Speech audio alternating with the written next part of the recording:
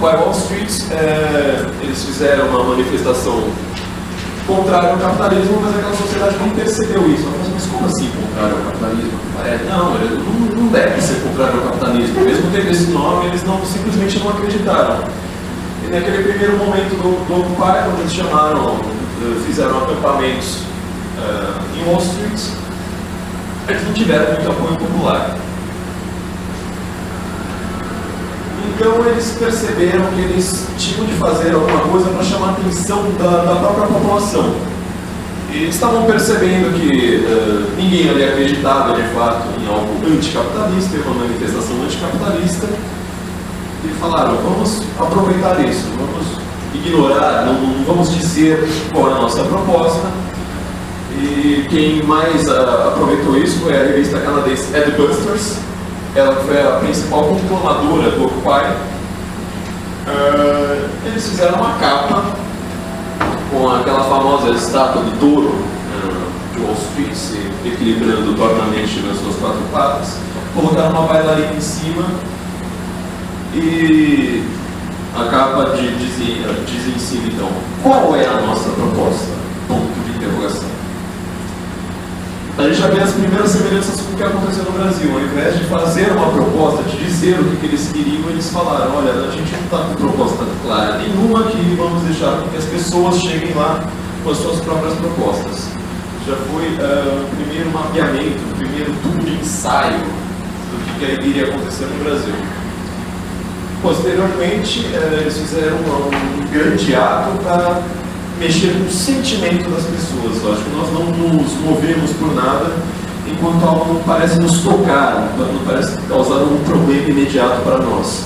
E aquela crise de 2008, muito ao contrário do que estava sendo veiculado na época, ela não afetou quase ninguém, ela afetou justamente especuladores, pessoas que compraram ações podres, quase todas elas, na verdade todas elas ligadas ao governo, e acabaram perdendo muito dinheiro. Então eles fizeram um grande ato que foi a tomada da ponte do Brooklyn, em Nova York. Eles sentaram simplesmente na ponte, só que ao contrário do Brasil, nós não podemos esperar que uma polícia como New York PD seja capaz de cometer tantos atos. A nossa polícia é bastante preparada, mas não New York PD. Então, alguns jornalistas que estavam conclamando esses atos em Nova York, que estavam favoráveis a essa primeira fase do Occupy, foram colocados na linha de frente contra os policiais. Eu deixei alguns links dentro do meu livro com uns vídeos feitos por eles próprios a respeito disso. E quando a polícia aparecia para atirar os jornalistas, pode aparecer desarmada mesmo assim, dava sempre uma impressão, a polícia está batendo em jornalistas. Isso sempre nos causa, sempre toca nosso ânimo, porque a gente pensa, nossa, estão acabando com a liberdade de expressão, ainda outro valor fundamental americano, ao contrário do nosso país. Estão acabando com a liberdade de ir e vir, isso é uma coisa perigosa, precisamos apoiar esse tal de Occupy Wall Street. E com isso eles conseguiram virar o jogo no noticiário, causaram várias notícias favoráveis ao movimento Occupy, tanto no New York Times, no Washington Post, dos grandes jornais americanos. Isso é o que eu chamo no meu livro de Infowar, é uma guerra de narrativas. Essa guerra de narrativas ela é feita no noticiário, você sempre tem um planejamento de qual é a sua intenção, qual é o seu método, qual é o seu objetivo, mas sobretudo, como isso será narrado. Infowar não é um conceito meu, é um conceito do Pentágono. Desde a guerra do Vietnã se tratou disso, se tratou de como você ia ter um fato militar, ou qual que seja, e como é que seria essa narrativa. Essa narrativa muitas vezes é invertida. Então as pessoas começaram a apoiar bastante o Occupy Wall Street, só que era bastante curiosa, né, perdidas em saber como é que aquilo ali estava funcionando. Já temos aqui a segunda coincidência com o Brasil, né, que lembra daquela jornalista da Folha, com uma bala de borracha no olho, consegue notar algumas semelhanças. Então eles começaram a chamar alguns palestrantes para explicar o que eles fariam com toda aquela gente na rua. Um dos principais palestrantes, ou talvez o principal palestrante do Occupy Wall Street, fiz uma aposta no meu livro, deixei um capítulo inteiro a respeito dele, escrevi esse livro, terminei escrevendo em 2014. Fiz uma aposta de que ele iria ser bastante influente e ele acabou caindo no Enem nesse final de semana, que foi Slavoj Žižek. Slavoj Žižek, ele fez uma palestra muito curiosa no Occupy Wall Street, a famosa palestra da tinta vermelha dele, em que ele dizia: eles perguntam qual é a nossa proposta. Ter uma proposta é jogar no campo do inimigo. Porque ter uma proposta significa que algum político pode te dar o que você está pedindo. Nós estamos pedindo o impossível. Nós queremos algo que não possa ser realizado. Quando nós pedimos o sistema de saúde universal gratuito americano, ou seja, o Obamacare, ele não estava dizendo, olha, a gente acredita no Obamacare. Ele estava dizendo, isso aqui é impossível, isso aqui não faz sentido, isso aqui vai quebrar a economia americana, isso aqui é mais caro do que deixar as próprias pessoas decidirem qual vai ser o sistema de saúde delas. Ele estava querendo o Obamacare exatamente por isso. Isso se chama na esquerda de foco no movimento, não foco no objetivo. Ele dizia que esse silêncio de propostas, então, era o silêncio tão terrível quanto o terrorismo para acabar com o inimigo. Dito e feito, as pessoas foram para as suas também completamente sem propostas e pedindo o impossível. Quando você pede o impossível, a gente já está vendo novas semelhanças com o que aconteceu no Brasil, você vai dirigir essas pessoas através de sentimentos, através do sentimento de participação, e não através de argumentos, não através de planilhas de dados, não através de qualquer coisa que faça sentido para uma mente. Massas não raciocinam, massas marcham, massas obedecem. A ideia de você criar um movimento como Passe Livre, movimento Passe Livre, no MPL, ela não surge por causa de 20 centavos, ela não surge à toa. Isso aí estava sendo mapeado já há bastante tempo. O livro Occupy foi traduzido no Brasil com várias palestras, inclusive essa palestra do Slavoj Žižek. O tema do urbanismo estava sendo bastante discutido pela esquerda brasileira. Isso não surge à toa. Eles falavam isso claramente. Deixa eu só fazer uma pausa. Isso estava sendo mapeado, eles lançaram livros, vários blogs discutiam isso. E às vezes essa discussão ela era feita em revistas, a gente pode imaginar que seriam revistas de política, sobretudo revistas de esquerda, a gente postaria, sei lá, numa Carta Capital, por exemplo. Não. Essa discussão era feita em revistas, por exemplo, como a Trip, de onde surgiu quase metade do Fora do Eixo. O papel do Fora do Eixo é essa mobilização, essa discussão. Você coloca uma revista para jovens, uma revista com uma mulher seminua na capa, algumas coisas bem o que vai ser interessante agora, o que vai ser a nova moda de ser legal, descolado. E lá para o fim você fala, olha, está reparando a questão aqui do transporte em São Paulo, no Rio de Janeiro, esse é o nosso foco agora, é com isso que a gente deve se preocupar.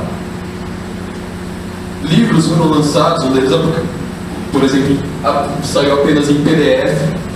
O resultado dessa discussão, muitas vezes muito aguerrida, entre diversas pessoas falando, olha, como que serão feitas as próximas manifestações, eu acho que a gente deve se focar nisso, eu acho que a gente deve se focar naquilo. Mas eles acabaram percebendo essa grande popularidade do tema dos transportes e falaram, olha, se a gente quer não o foco no objetivo, mas o foco no movimento, nosso objetivo precisa ser um objetivo popular, e não um objetivo que declare exatamente o que a gente quer. Que declare imediatamente para toda a população entender o que a gente vai querer, porque senão muitas pessoas que discordam de nós vão simplesmente falar, eu não apoio isso. A gente quer que todo mundo apoie as nossas manifestações. E quando o preço das passagens em São Paulo aumentou em 20 centavos, eles perceberam imediatamente que era hora de você colocar a esquerda na rua novamente. A primeira manifestação que foi feita foi bastante curiosa, porque ela foi esquecida. pela mentalidade brasileira. Parece que foi uma semana de amnésia, assim. Aquela primeira semana, as 3 manifestações daquela semana parece que foram esquecidas por todo mundo que analisa tudo aquilo. Foi no dia 6 de junho de 2013, o movimento Passe Livre, assim que eu abri foi a cena com que eu abri meu livro. Tem um grande túnel em São Paulo, embaixo do Vale do Anhangabaú. E o movimento Passe Livre encheu as 2 entradas do túnel de pneus e tacou fogo. Com ônibus, com carros, com velhos, crianças, mulheres, grávidas e tudo mais, dentro e fora. A Avenida 9 de Julho, que hoje que tem esse túnel, ela é muito importante para São Paulo, porque ela é o centro do trânsito, não o centro da cidade, a Praça da Sé, o grande foco, mas ela é o centro da ligação norte-sul, leste-oeste. Simplesmente a cidade parou. O grande foco deles era falar: se a tarifa não baixar, a cidade vai parar, mas isso não era bem uma ameaça, eles já tinham parado a cidade. E foram destruídas muitas bancas de jornais e tudo mais pelo caminho, e o apoio da população naquele primeiro momento foi zero, para não dizer negativo. Blogs, inclusive blogs de esquerda, como o do Paulo Henrique Amorim, estavam simplesmente indignados, criticando completamente aquilo ali, falando que era um despropósito. Paulo Henrique Amorim usou um argumento bastante interessante, né? Ele falou assim: não existia nenhum negro nessa manifestação. E aquele apoio foi nulo. Eu percebi na análise, na pesquisa que eu fiz para esse livro, uma coisa bastante curiosa, porque o movimento Passe Livre ele foi descrito por toda a imprensa posteriormente como um movimento de jovens indignados e que tomavam as ruas, porque eles não tinham diálogo com o poder político, por isso que eles tomavam as ruas. Não vi nenhuma notícia a respeito disso, eu só fui descobrir isso no próprio livro que o MPL, os próprios membros do MPL escreveram, contando, jactando-se de como eles fizeram tudo aquilo. Na verdade, eles tinham uma reunião com o prefeito de São Paulo, Fernando Haddad, exatamente às 6 horas daquele dia. Então, eles passam na frente do prédio que fica, da prefeitura, que fica do lado do Vale do Anhangabaú, então praticamente uma volta ao redor do prédio, né? Não dá para dar uma volta perfeita ali, eles quase deram a volta, assim, fingindo que iriam entrar, e desceram para o Vale do Anhangabaú para fazer isso. Que era justamente para o Fernando Haddad, da sua sala, olhando da janela da sua sala, o que é que estava acontecendo. Um ato simbólico muito grande que quase ninguém no jornalismo brasileiro percebeu. Bom, a segunda manifestação deles, dali a 2 dias, eles fizeram uma coisa que você não deve fazer se você quiser apoio de um paulistano: fecharam a Marginal Pinheiros. A Marginal Pinheiros ela não é tão importante quanto a Marginal Tietê, mas ela é mais larga, ela tem mais pistas. E eles tomaram 2 pistas dessa marginal. Foi onde surgiu o primeiro Black Bloc, na verdade, sem muita gente perceber. E essa manifestação não durou 15 minutos, porque não precisou nem de muita polícia ali para conter, né? Os próprios carros ali, a própria população que o MPL dizia representar e defender, estava quase os atropelando. E eles perceberam que não haveria mais manifestações, então partindo da Marginal Pinheiros. A terceira manifestação, essa também bastante curiosa, eles tomaram a Avenida Paulista e foram até a Rua da Consolação. Eles foram destruindo tudo, todas as estações de metrô e todas as agências bancárias no meio do caminho. Se você for a São Paulo até hoje, você vai ver alguns rastros das pichações que eles deixaram, em lixeiras que eles queimavam, ainda estão lá até agora, 2 anos depois. E o apoio da população continuou muito baixo. Na quarta manifestação, já na semana seguinte, eles resolveram dar um troco do jornalismo.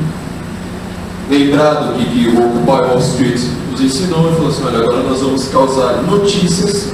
As manifestações estavam crescendo, mas ainda crescendo muito pouco, de 5 mil, 10 mil, 15 mil.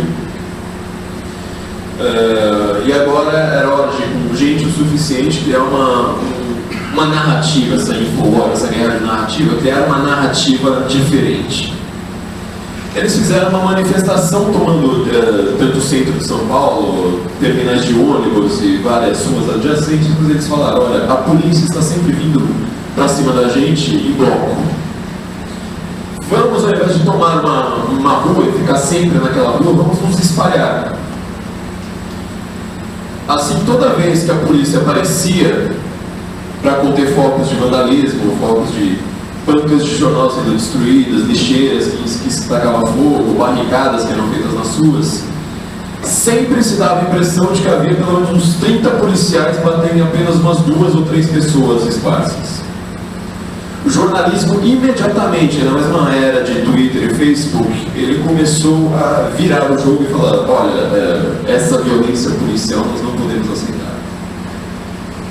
Jornalistas que estavam no meio daquele contra-fogo foram atingidos.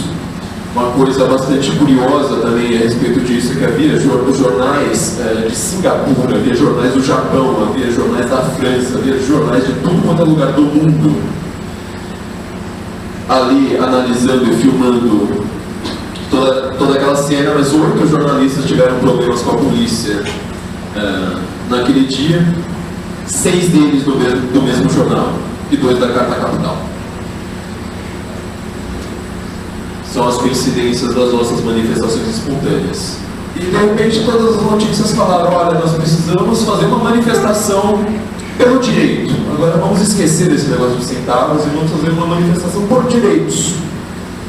Uma manifestação que seja contra você bater em jornalistas, contra jornalistas estarem situação de perigo e tudo mais.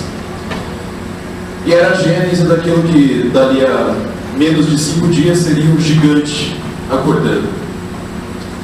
Quando as pessoas então vão para as ruas logo depois e elas falam, olha, nós queremos agora uma manifestação contra os políticos, a polícia estava sempre associada aos políticos, nós queremos uma manifestação contra os políticos e cada um traz o seu cartaz, cada um traz a sua própria pauta. Exatamente como foi o Occupy. Só para vocês terem uma ideia, no Occupy Wall Street, uma troca de e-mails revelada entre 2 dos principais organizadores, o jornalista da revista Rolling Stone, que também aqui no Brasil ela seria um dos principais veículos de agitação, e outro jornalista do canal de TV MSNBC, canal mais à esquerda da televisão americana, eles, para comentarem como iriam fazer para chamar muita gente pro Occupy, eles dizem don't stand for anything, ou seja, não defenda nada, deixe que as pessoas vão para as ruas e defendam o que elas quiserem, porque eles não precisam ligar muito para a liberdade das pessoas de discordarem deles. Eles têm um sentimento, um sentimentalismo, uma histeria coletiva momentânea, o que eu chamo no meu livro de sentimento difuso no ar, com que você controla todas as pautas da população. Ou seja, você não diz qual é a pauta da sua manifestação, mas você dá uma indicação indireta de que é uma manifestação por direitos. Então, por exemplo, um tema que seja um tema de direita, ele nunca vai aparecer nesses cartazes. Quando ele aparece muito desfocadinho ali no cantinho, com vários outros cartazes pedindo exatamente o que eles querem. Esse sentimento de participação política é o que foi chamado por tantos analistas de nova democracia, o novo Brasil surgindo e sei lá mais o quê.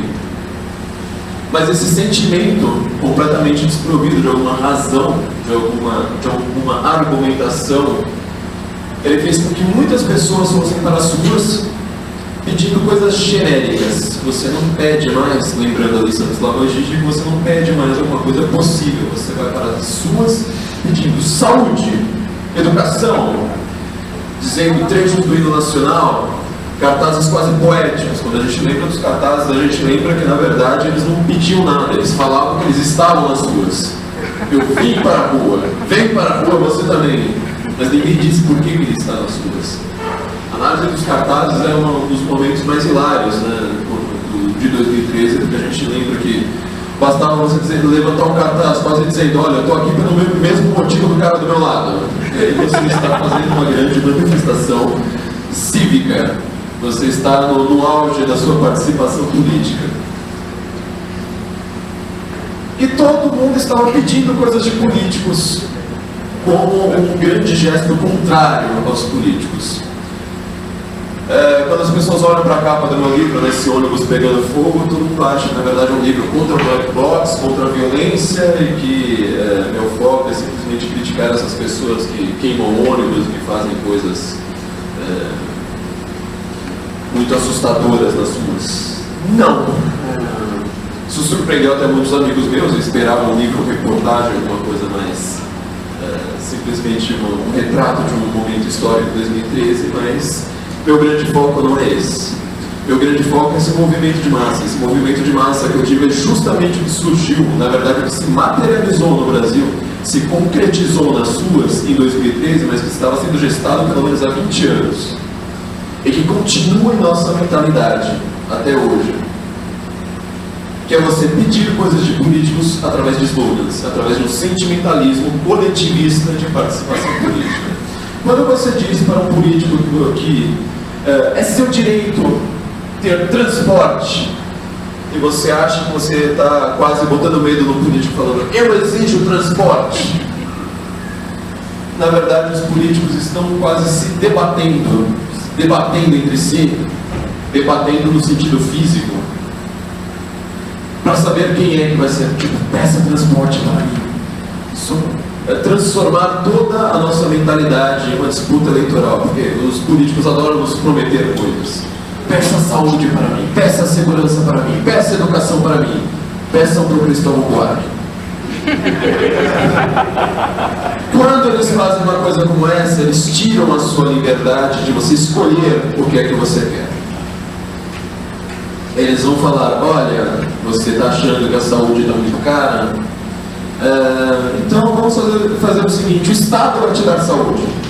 Ao invés de você pagar pelo seu plano de saúde, é o que está acontecendo na América hoje, é o que acontece com o SUS no Brasil. Ao invés de você pagar por um plano de saúde, eu vou recolher o seu dinheiro através de impostos, ou seja, algum imposto, arrancar mesmo, e eu te dou um sistema gratuito, com dinheiro, com seu dinheiro. Como se um sistema gratuito, gerido por políticos, por toda uma burocracia estatal, por tudo o que é gasto, sem que a gente veja quanto é arrancado da gente, pudesse custar menos do que nós mesmos escolhermos. O liberalismo ele foi extremamente criticado no Brasil, sobretudo na década de 90, sobretudo por pessoas como Cristóvão Buarque, dizendo que era uma coisa de ricos. E toda a esquerda ela tirou o dinheiro dos pobres através desse sentimentalismo de falar, vamos estatizar tudo, vamos gerir através de um Estado forte, um Estado de bem-estar social, e acabou entregando um produto absurdamente mais caro. A própria ideia de um Estado de bem-estar social ela depende justamente da desigualdade, de existirem ricos de quem você pode arrancar o dinheiro, para você dar aos pobres de quem você pode arrancar votos.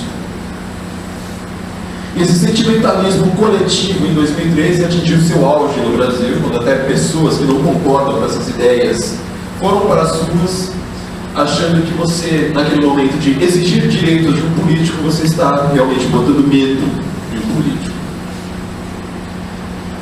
O maior perigo para o Brasil naquele momento, então, não foi a violência, não foi o que posteriormente seria chamado seriam os black blocs, mas foi justamente essa mentalidade de hoje, de você pensar por slogans.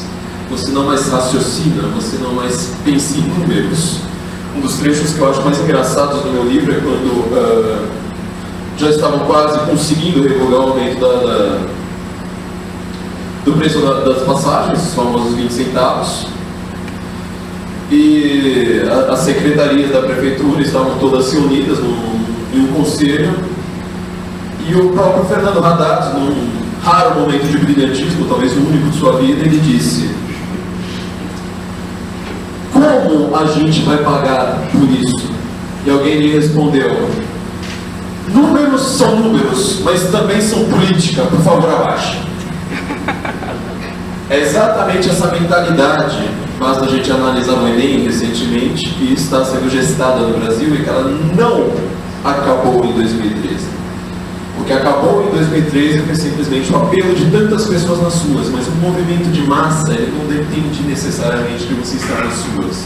O G.K. Chesterton tem uma frase sensacional, que eu citei no meu livro, que ele diz: você não é capaz de ver uma revolução. Uma revolução às vezes está em curso quando tudo está normal. Uma revolução, ela nasce abstrata, você só vê o lado concreto dela quando ela já está quase nas suas últimas fases. É exatamente o que estava acontecendo no Brasil naquele momento, exatamente o que engabelou tantas pessoas até que pensam contrariamente a essa mentalidade reivindicatória contra políticos. Esse sentimento de participação, de politização da vida. Como se você fazer a sua vida ser gerida por políticos, a sua vida, a sua carteira e a sua liberdade fosse algo a ser comemorado. Portanto, o que estava acontecendo no Brasil naquele momento era algo que já tinha sido testado em vários lugares do mundo muito anteriormente.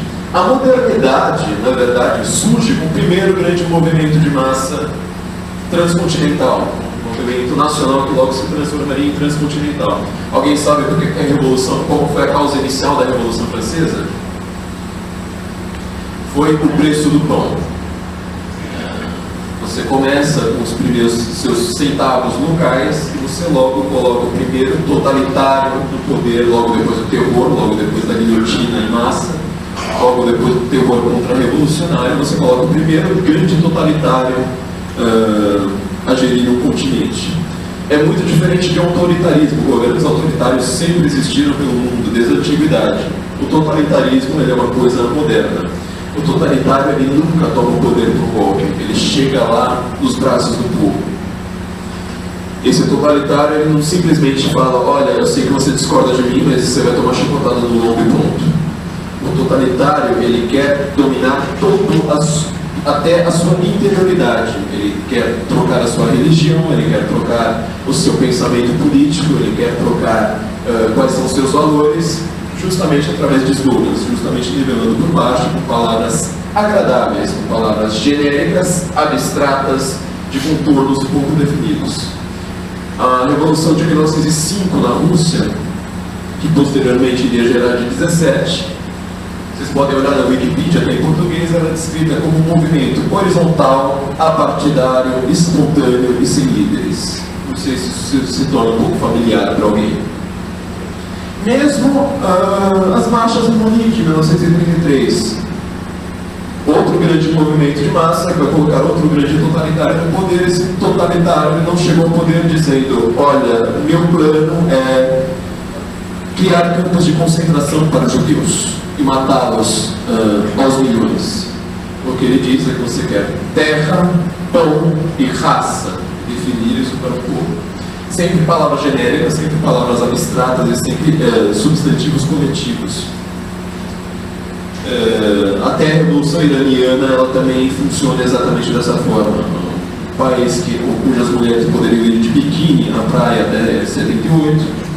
Logo quando ele entra no processo de um movimento de massa, você simplesmente diz: olha, se todo o povo está marchando sob um único slogan, você só precisa de uma única pessoa para representar todo esse povo.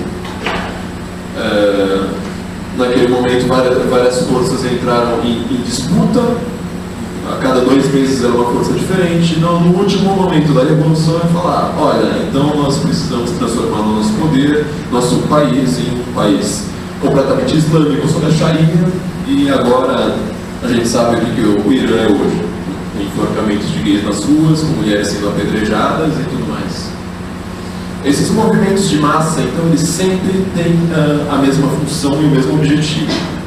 Acontece que até 89 você poderia dizer qual era esse objetivo claramente, usar palavras como socialismo, até mesmo como comunismo, sem nenhum menor medo, porque isso ainda tinha um apelo popular. A esquerda, desde a sua crise na década de 90, ela precisou refazer o seu discurso, mas não o seu conteúdo. Seu conteúdo ele permanece intacto. E vários autores que você chama hoje de pós-marxismo, grandes autores da esquerda, como Slavoj Žižek, que caiu no Enem, como Agamben, como Judith Butler, tão preocupada com questões de feminismo que dominaram a prova do Enem de cima a baixo, como Antônio Negri, eles vão justamente cuidar dessa questão cultural, dessa questão de você criar uma mentalidade reivindicatória na população, fazendo com que todo o povo pense da mesma forma. Para se ter uma ideia, aquelas manifestações em julho, quando elas já haviam se tornado extremamente violentas, tão violentas que estavam perdendo completamente o apoio popular, uma manifestação para a outra, ela tinha praticamente 10% do número da anterior. Ainda assim, elas tinham 88% de apoio da população naquele momento. Essas manifestações são gestadas, por exemplo, o MPL, ele é um coletivo transpartidário, reunindo pessoas de diversos partidos de extrema esquerda no Brasil, PSTU, PSOL, PCdoB, PCB, PCO. Esses partidos se unidos, eles não costumam ter 1% dos votos nas grandes eleições. Mas eles, do dia para a noite, eles têm 88% de apoio populacional, sem dizer a que eles vieram. Justamente lidando através de coletivos e não através de suas próprias bandeiras. Nenhum Lula, em nenhum momento do seu desgoverno, ele conseguiu ter um apoio populacional tão grande. Eu sempre digo, para quem acredita, basta se pensar agora no que será do PT nas próximas eleições com toda essa crise gerada, qual será a esquerda que irá substituí-lo, essa esquerda trotskista, essa esquerda extrema esquerda que a gente diz. Seus escritos, Trotsky, ele nunca disse como você tomaria o poder através de uma eleição, e sim criando uma revolução. Não importa que eles tenham 1% de votos, eles logo conseguem, quase do dia para a noite, ou pelo menos de uma semana para a outra, ter 88%. E, na verdade, essa é uma das grandes teses extremamente polêmicas do meu livro, ainda mais para quem conhece o que eu penso e já estava esperando alguma coisa. Eu não penso que os black blocs sejam o grande problema dessa manifestação. Muito pelo contrário. Eles estavam refreando uma revolução em curso. Em primeiro lugar, porque essa manifestação é extremamente violenta bem antes dos black blocs. Nós confundimos um pouco a nossa memória quando analisamos 2013, porque na verdade os black blocs só se tornaram conhecidos quase em agosto, por causa de uma capa da revista Veja. A violência das manifestações, quando tomaram grandes prefeituras, grandes prédios públicos, em diversos lugares do Brasil, era bem anterior a eles. Muitas vezes sem nem cobrir o rosto. Essa estética black bloc ela foi importada de fora. Os primeiros black blocs eles foram criados na Alemanha, na década de 90. Eles se tornaram muito famosos em Seattle, nas rodadas de 91, em que eles estavam associados a coisas como o Fórum Social Mundial. Na verdade, quando a violência acontece, a população desaparece das manifestações. Por mais que ela continue acreditando nessa mentalidade de pensar por slogans, ela para de fazer peso nas ruas. E exatamente por isso que os black blocs acabaram sendo muito úteis para evitar uma revolução e não para concretizá-la. Exatamente por isso que o Brasil ele não teve nenhuma grande reforma, não teve nenhuma grande liderança surgindo em um movimento de massa como o de 2013. Como sempre esses movimentos surgem criando uma única liderança, exatamente por causa deles. Essa violência dos black blocs ela não é gratuita. O que eles pensam, esse modelo anarquista deles, é muito bem pensado, pelo menos pelos seus líderes, não pela manada inconsciente que os segue.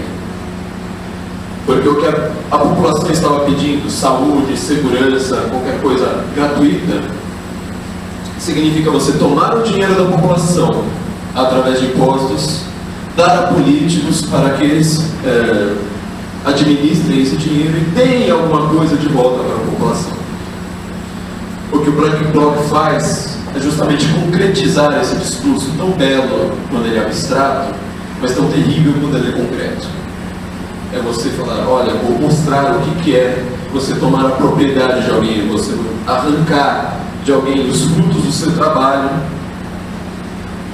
para dar para outra pessoa. Simplesmente para dizer, olha, o capitalismo é ruim, vamos criar um modelo coletivo, um modelo em que as pessoas tenham tudo o que elas possam ter simplesmente clamando a sua própria necessidade. Apesar da população brasileira não compreender geralmente como funciona uma economia, sobretudo como funciona uma economia liberal, com toda a nossa educação cristóvão-borquiana que é tão contra o liberalismo, instintivamente a população brasileira percebeu naquele momento que essa violência ela não deveria ser apoiada. E hoje os rastros disso continuam na nossa mentalidade, apesar daquilo ali tudo ter arrefecido. Nós podemos analisar, por exemplo, nas eleições de 2014, que assim que Eduardo Campos morreu no misterioso acidente e Marina Silva substituiu, Marina Silva era o nome mais aventado como uma próxima liderança por aquelas manifestações, justamente porque ela seria uma oposição àquela polaridade PT-PSDB. Todo o discurso dela, aliás, basicamente a única coisa que ela sabia repetir durante a eleição é que ela era contra a polaridade PT-PSDB, ela surge já de cara em primeiro lugar, justamente porque esse discurso cansa e porque as pessoas não conhecendo quem é a Marina Silva, ela simplesmente só conseguiu ir para baixo. O primeiro momento que ela aparece é o auge dela. A Marina Silva ela apoia um projeto de lei bastante curioso, que é o dos conselhos populares. Você, com esse projeto de lei, você vai criar uma situação única no mundo em que o Brasil vai ser o único país em que o poder ele é dividido em poder executivo, legislativo, judiciário e conselhos populares. Um quarto poder muito bizarro.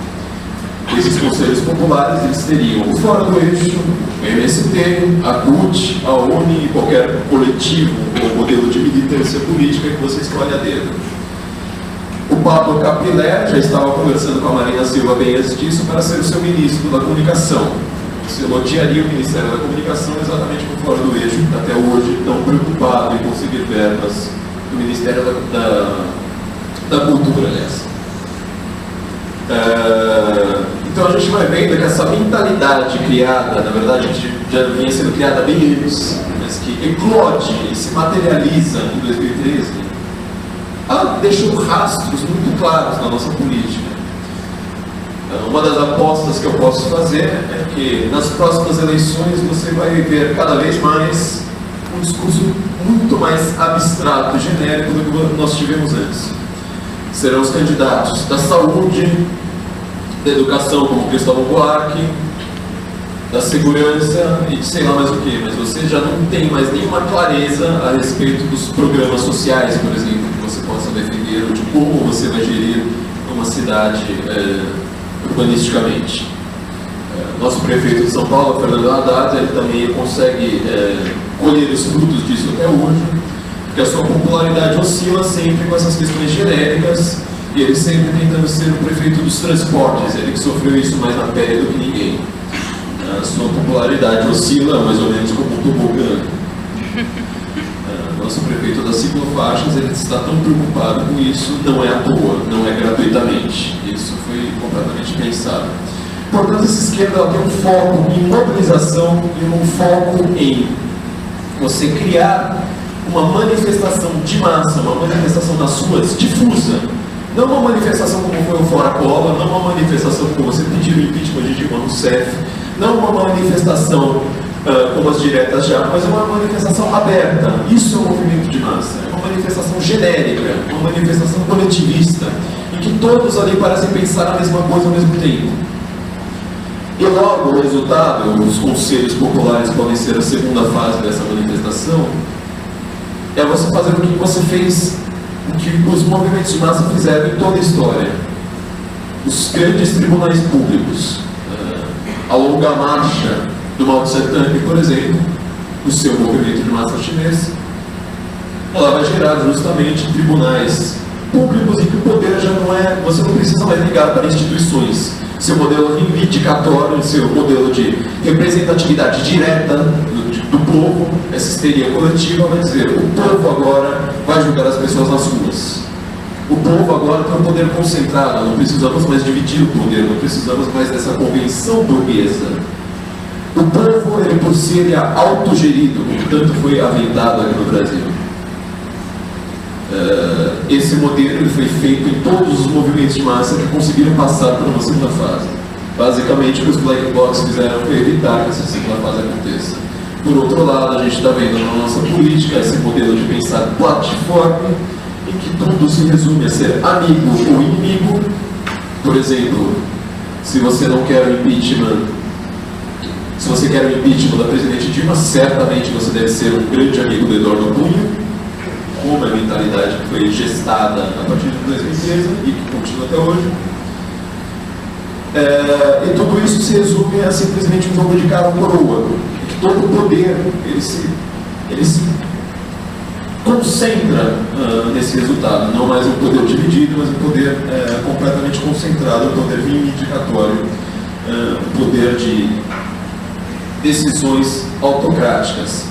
Essa violência do poder, para mim, é o grande legado de 2013, o grande legado com o qual nós teremos ainda de lidar, não só pelo próximo ano, mas ainda por muitos anos nesse país. Essa mentalidade, esse sentimentalismo coletivo, esse generalismo ao se falar de política, essa ideia de que só existem amigos ou inimigos, e sobretudo essa forma de fazer política que ignora as instituições, ignora poderes divididos, ela se concentra e diz: o povo agora está unido, somos todos um só, como no Occupy Wall Street, nós somos os 99%. Isso é uma forma de você criar uma nova forma de fazer política, um novo poder em que você ignora leis, você ignora qualquer contrapeso que você pense, você ignora qualquer forma civilizada de resolver conflitos, e você vai resolver tudo pela histeria coletiva. Muitas pessoas estão interessadas nisso no Brasil e no mundo, por isso que muitas pessoas estão gerindo isso e cuidando de cuidar dessa mentalidade agora, até mesmo, por exemplo, fazendo com que esses autores caiam no Enem, excluindo qualquer outra possibilidade de toda uma tradição civilizacional, de toda uma civilização que foi criada por milênios de aparecer e ser discutida. Hoje nós temos simplesmente uma hegemonia que está lentamente tentando ser derribada, mas esse é um jogo muito complicado em que sempre nós estamos quase perdendo, nós estamos sendo extremamente criticados sempre que nós criticamos, sempre que nós vamos contra essa hegemonia. Então esse é o grande recado que eu queria deixar através desse livro, nesse resumo grosseiro que eu deixo para vocês. Espero que seja algumas palavras de curiosidade aqui para serem a primeira faísca para vocês gostarem um pouco mais do que eu escrevi ali. Muito obrigado a todos.